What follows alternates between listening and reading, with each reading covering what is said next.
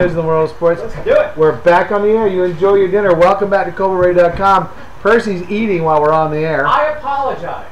Okay, I apologize. Man's got to do what a man's got to do. I'm going to eat chips so that I don't necessarily disturb the flow of the show and I can interject without looking like a pig. All right, sports. We're going to start with NCAA football. Okay.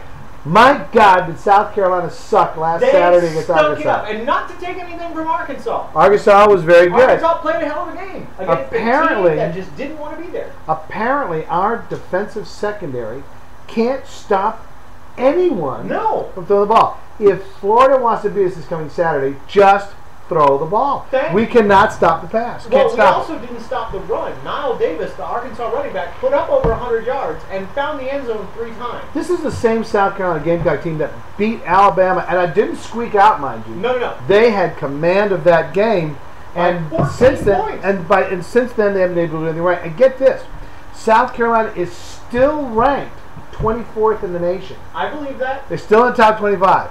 They don't deserve it. No, I don't think they deserve it. But here's the thing. I think we have finally put our finger on what the chicken curse really is. The chicken curse is success. They can't stand it. They cannot stand being a good football team. I remember ESPN's Chris Lowe on his SEC blog. He doomed the Carolina Gamecocks the moment he wrote 5 things we learned in the SEC. Number 1, balance is back. Number 2, the Gamecocks are for real. As soon as he put that up, that was the end of it. It was all over. Forget the national rankings, forget everything else. As soon as you say this is a football team that can compete. We even wrote a sports op-ed saying that South Carolina had finally achieved position in the upper echelon of the SEC, and then they just turned around and started stinking up the field. This team cannot stand success. No, they can't. What the hell is wrong with them? You got Ellis Johnson as the defensive coordinator, clearly a guy who knows what he's doing, and yet for some reason we have the wrong people or the wrong scheme in the defensive secondary. Right. And I'm telling you right now, if I were them, I'd be going to a man-to-man coverage because zone ain't working worth a damn. No. And I would just blitz the living hell out of anybody I was up against because let's face it, you want to stop the enemy's passing game, you want to stop the opposing team's passing game, you've got to get to the quarterback. Right. Because your defensive secondary is not going to stop those completed passes. We were leading in sacks. We were leading the SEC East in sacks. Oh, yeah. Number 1 in sacks in the SEC. Number 1 in rush defense. In the SEC, number 1 rush defense. And, oh, God, the passing game's killing us. Anyway, this weekend, you know where I'm going to be. Planted on the couch. Planted on the couch.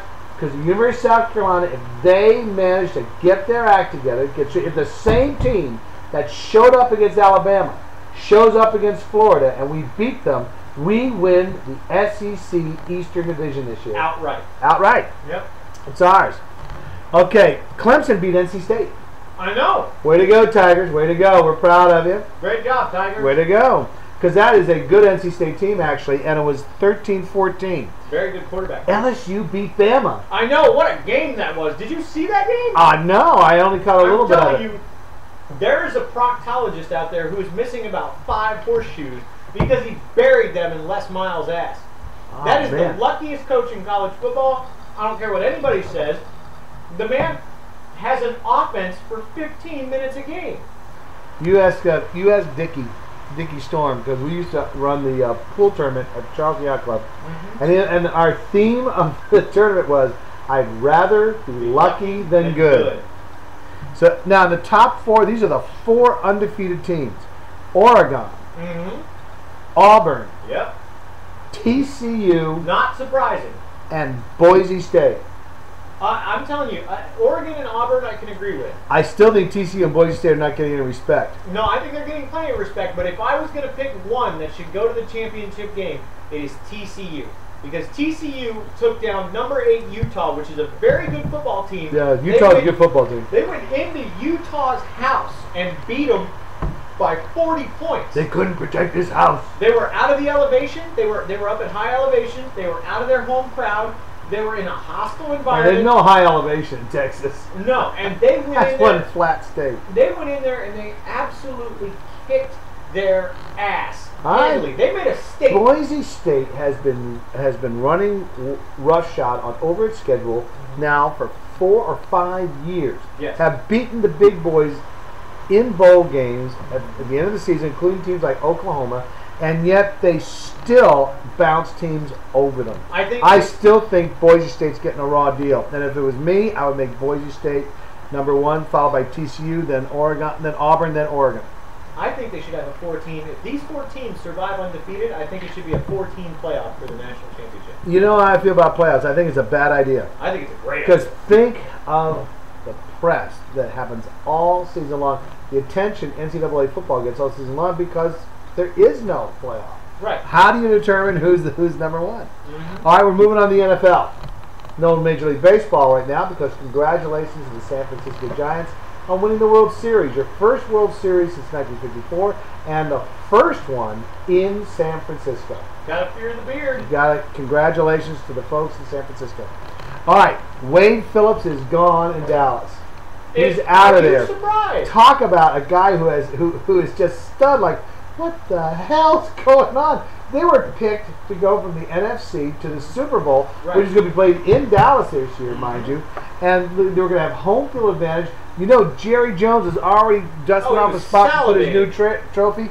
They are 1-7. Yep. My God, Cleveland's a better team than Dallas. Cleveland's a better team Cleveland than a lot of beat the people. piss out of New England last weekend. Beat them handily by 20 points. Oh, yeah? Wasn't even close. I'd watch Cleveland and I'd watch Detroit. Next year, these are 2 teams that are coming on. I tell you what, the past few years between the New England Patriots, the New Orleans Saints, the Indianapolis Colts, the story has been, can one team go undefeated? There are no undefeated teams left, and I think it's good for the NFL. Parity is back in the NFL. The NFL is balanced again. Even the Washington Redskins, even the San Francisco 49ers are not out of the running in their divisions. All right, so, and that's my very next point. What are the best teams in the NFL? Who do we think are serious contenders and who are pretenders? Now, here's what I've got. I went through their standings and the schedules, and I decided what I'm going to do is I'm going to pick every team that's got at least 5 wins. And you're going to be surprised as hell who's in there. Yeah, no. You're going to be surprised out. Now, here we go. The New York Giants at 6-2. They are for real. Real or pretender? They're real because they're hot right now. They are real, son. That team is really firing all cylinders. But no, they weren't. They are fun. Every part of their game is working right now. Lost first 2, have won the next 6. Yep. And not against easy competition either.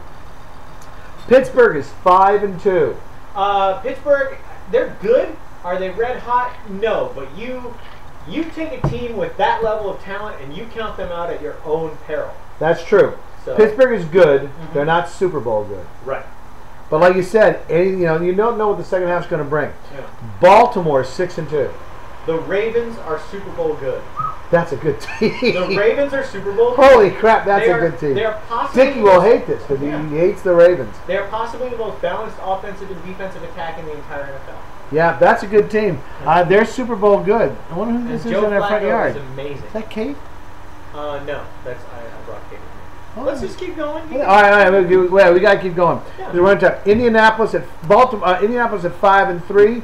I don't think Indianapolis has got the horses this year. No, Indianapolis is having some problems, and they lost to Philly in a game that was a signature moment for Peyton Manning. You've got 45 seconds left. You've got to make it 30 yards. If Peyton Manning can't do that with your team, nobody. All right, we got to finish this up. So we're just going to say real or pretender. Philly.